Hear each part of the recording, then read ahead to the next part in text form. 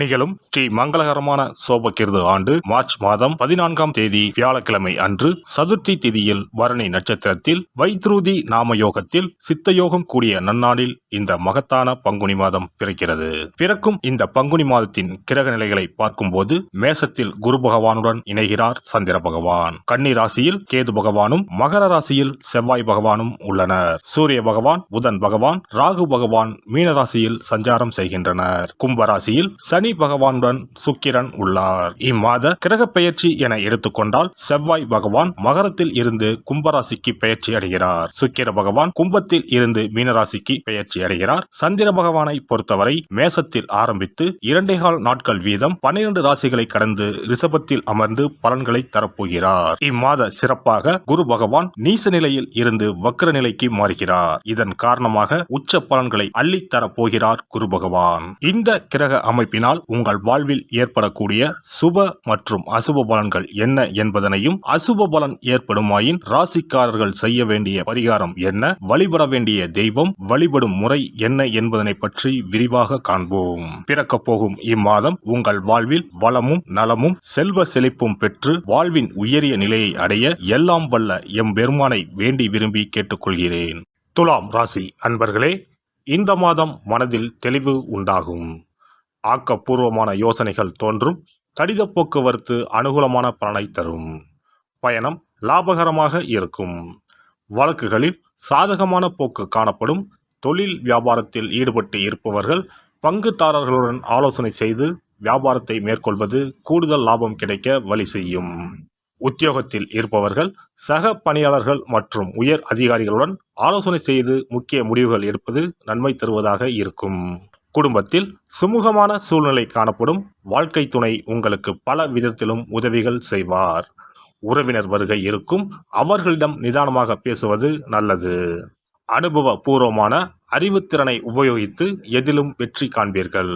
பெண்களுக்கு உங்களது செயல்களுக்கு மற்றவர்களின் ஆதரவு கிடைக்கும். உடல் ஆரோக்கியத்தில் கவனம் தேவை. மாணவர்களுக்கு பெற்றோர் ஆசிரியர் கூறியபடி செயல்படுவது கல்வியில் வெற்றி பெற உதவும். மனோதைரியம் கூடும். கலைத்துறையினருக்கு எதிர்பார்த்தபடி வரவுகள் இருக்கும். வெளிநாடு செல்வதற்கு வாய்ப்புகள் வந்து சேரும். மருத்துவ செலவுகள் குறையும். அரசியல் துறையினருக்கு கடந்த காலத்தில் உங்களை விட்டு சென்றவர்கள் விரும்பி வந்து சேர்வார்கள். உறவு பலப்படும். தொலைபேசி தொடர்பு மூலமாக சிலர் புதிய தொழில் ஒப்பந்தங்களை ஏற்படுத்தி லாபம் தேடும் முயற்சியில் ஈடுபடலாம். நட்சத்திர பலன்கள். சித்திரை 3, 4ஆம் பாதங்கள். இந்த மாதம் உங்களின் குடும்பத்தில் மகிழ்ச்சியும் சுபிட்சமும் அதிகரிக்கும். கணவன் மனைவி இடையே சின்ன சின்ன பிரச்சனைகள் ஏற்படும். உற்றார் உறவினர்களின் அன்பும் ஆதரவும் மகிழ்ச்சி அளிக்கும். சுவாதி நட்சத்திரம். இந்த மாதம் தடைப்பட்ட சுபகாரியங்கள் தடப்புடலாக கைகூடி மகிழ்ச்சியை ஏற்படுத்தும். சிலருக்கு தொலைதூரங்களில் இருந்து நல்ல செய்திகள் வரும். பொருளாதார நிலை சிறப்பாக இருப்பதால் கடன்கள் அனைத்தும் குறைந்து சேமிப்பு பெருகும். விசாகம் 1, 2, 3ஆம் பாதங்கள். இந்த மாதம் குடும்பத்தில் மரியாதை கூடும். உங்களது வார்த்தைகளுக்கு மதிப்பு இருக்கும். கணவன் மனைவிக்கு இடையில் மனம் விட்டு பேசி எடுக்கும் முக்கிய முடிவுகள் நன்மை தரும். பிள்ளைகள் நலனில் அக்கறை காட்டுவீர்கள். வைஷ்ணவி தேவியை வழிபட்டு வர நோய் நீங்கி உடல் ஆரோக்கியம் உண்டாகும். பணவரத்து கூடும். அதிர்ஷ்ட கிழமைகள் ஞாயிறு மற்றும் வியாழன். அதிர்ஷ்ட தினங்கள் பங்குனி 9 மற்றும் 10. சிறப்பு பரிகாரம். வாரந்தோறும் செவ்வாய்க்கிழமை அன்று வீட்டில் உள்ள முருகப்பெருமான் படத்தினை துடைத்து சந்தனம் குங்குமம் பொட்டு வைத்து சிகப்பு அரளிப்பூ கொண்டு அலங்காரம் செய்யுங்கள். ஒரு கண்ணாடி டம்ளரில் தண்ணீர் ஊற்றி ஒரு எலுமிச்சை பழம் சிறு வெட்டிவேர் போட்டு முருகன் படத்திற்கு முன் வைத்து விடுங்கள். ஒரு மா இலை எடுத்து காம்பு பகுதி முருகப்பெருமானை பார்த்தவாறு வையுங்கள். அகல் விளக்கில் நெய் தீபம் ஏற்றி மா இலையின் மீது வைக்க வேண்டும். தீபச்சுடர் முருகப்பெருமானை பார்க்கும் வண்ணம் இருக்க வேண்டும். கண்களை மூடி முருகப்பெருமானை மனமாற வேண்டி உங்கள் வேண்டுதல்களை வையுங்கள். பூஜை முடிந்த பிறகு அடுத்த நாள் டம்ளரில் உள்ள எலுமிச்சை பழத்தை உங்கள் வீட்டை சுற்றி திருஷ்டி கழித்து போட்டு விடுங்கள். 6 வாரங்கள் வரை இந்த வெட்டிவேரை மாற்ற தேவையில்லை. இவ்வாறு செய்து வழிபட்டு வர குடும்பத்தில் உள்ள எப்படிப்பட்ட கஷ்டமாக இருந்தாலும் அந்த கஷ்டத்திற்கு தீர்வு கிடைக்கும். நம்பிக்கை இல்லாமல் எந்த ஒரு வழிபாடும் செய்யக்கூடாது. நம்பிக்கையோடு செய்யும் பட்சத்தில் கைமேல் பலன் கிடைக்கும். இனி பங்குனி மாத சிறப்புகளும் வழிபாட்டின் பலன்களும் என்ன என்பதனை பற்றி காண்போம். பங்குனி மாதம் என்பது வழிபாட்டுக்கு உரிய மாதம்.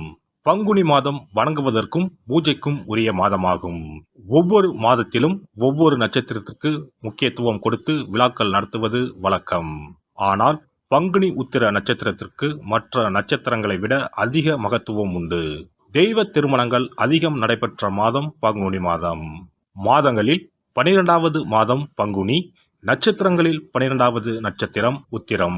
12வது மாதமான பங்குனியும் 12வது நட்சத்திரமான உத்திரமும் இணையும் புனித நாள் பங்குனி உத்திரம் என்று கொண்டாடப்படுகிறது.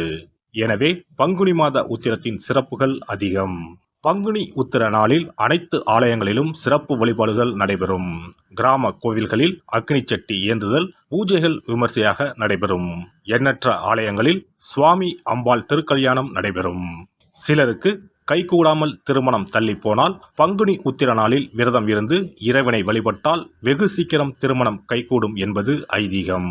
அதோடு காதலிப்போர் மனதுக்கு பிடித்தவரை கரம் பிடிக்கவும் பங்குனி உத்திர விரதம் இருப்பது மிகுந்த பலனை கொடுக்கும். பங்குனி உத்திரம் கல்யாண விரதம் என்றும் அழைக்கப்படுகிறது. 8 வகையான மகா விரதங்களில் கல்யாண விரதமும் ஒன்று. ஆகவே இந்த நாளில் திருமணம் ஆகாத இளையோர் விரதம் இருந்து தமக்கு நல்ல வரன்கள் கிடைக்க வேண்டும் என்று சிவபெருமானையும் பார்வதி தேவியாரையும் வேண்டுவது நல்ல பலன்களை பெற்றுத்தரும். இத்தினத்தில் மேற்கொள்ளும் விரதம் மிகவும் விசேஷமானது. நீண்ட நாள் ஒற்றுமையுடன் வாழ விரும்பும் தம்பதியர் விரதம் இருந்து சிவனுக்கும் சிவ பார்வதிக்கும் அபிஷேகம் செய்வார்கள். இந்த விரதத்தை முருகனை வேண்டியும் செய்யலாம். அதோடு அன்னதானம், வஸ்திரதானம் செய்வதும் சிறப்பானது. ஜாதக தோஷத்தால் திருமணம் தடைப்பட்டவர்கள் வழிபாடு மேற்கொள்ளவும் சிறந்த நாள் இதுவாகும். செவ்வாய் தோஷம் காரணமாக திருமண தடைகளை சந்திப்பவர்களுக்கு பங்குனி உத்திரத்தன்று முருகனை மனமுருகி வணங்கினால் திருமண தடைகள் நீங்கி திருமணம் சுபமாக முடியும். குழந்தை பேரில்லாமல் தவிப்பவர்கள் பங்குனி மாத விரதம் இருந்து அம்மன் கோவில்களுக்கு சென்று வழிபட அந்த அம்மனின் அனுக்கிரகத்தால் நிச்சயம் புத்திர பாக்கியம் கிடைக்கும். தொழில் மற்றும் வியாபாரங்களில் ஈடுபடுபவர்கள் தமிழ் வருடத்தின் கடைசி மாதமான பங்குனி மாத தினத்தில் திருஷ்டி பூசணிக்காய் வாங்கி உங்கள் வியாபார இடங்களை திருஷ்டி கழித்து அதற்குரிய நேரத்தில் உடைக்க வேண்டும். இப்படி செய்வதால் உங்களுக்கு இந்த ஆண்டு ஏற்பட்ட தோஷங்கள் அனைத்தும் நீங்கும். பங்குனி உத்திர நன்னாளில் நம்மால் முடிந்த அன்னதானங்களை செய்வது மிகுந்த புண்ணியம் தரும். எலுமிச்சை சாதம் அல்லது தயிர் சாதம் அல்லது சர்க்கரை பொங்கல் என அன்னதானம் செய்யலாம். அதேபோல் நம்மால் முடிந்த அளவுக்கு மஞ்சள், சரடு, குங்குமம், கண்ணாடி என மங்கள பொருட்களை பெண்களுக்கு வழங்குவது விசேஷ பலன்களை கொடுக்கும். முருகப்பெருமான் நமக்கு இதுவரை இருந்த காரிய தடைகள் அனைத்தையும் களைந்து நமக்கு நல்வழி காட்டி அருளுவார். பங்குனி மாதத்தில் அனைத்து நாட்களிலும் கோவிலுக்கு சென்று வருவது மிக்க பலனை தரும். மேலும் செல்வ செழிப்புடன் வாழ்வதற்கு உதவும். எல்லாம் வல்ல இறையருளால் நீங்களும் உங்கள் அன்பு குடும்பமும் உடல் நலம், நீலாயுள், நிறை செல்வம், உயர் புகழ், மெய்ஞானம் ஓங்கி வாழ்க வளமுடன். இந்த வீடியோ பதிவு உங்களுக்கு பிடித்திருந்தால் லைக் பண்ணுங்க, கமெண்ட் பண்ணுங்க, ஷேர் பண்ணுங்க, மறக்காம சப்ஸ்கிரைப் பண்ணுங்க, பக்கத்துல இருக்கிற பெல் பட்டனை கிளிக் பண்ணுங்க. நன்றி, வணக்கம். ஓம் நமச்சிவாய. சிவாய நம.